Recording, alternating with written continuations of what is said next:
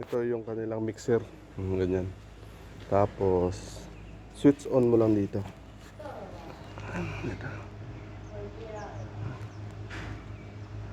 Ito, lock mo lang to. Bubukas na yan dito. Bubukas na yung buhangin dito. Yung hinalo. Yan. Sasaluhan mo yung hindot. Oh. Galing ano. Tapos dito ilalagay yung simento. Kalagayan mo lang yan. Mabilis. Sana all mabilis.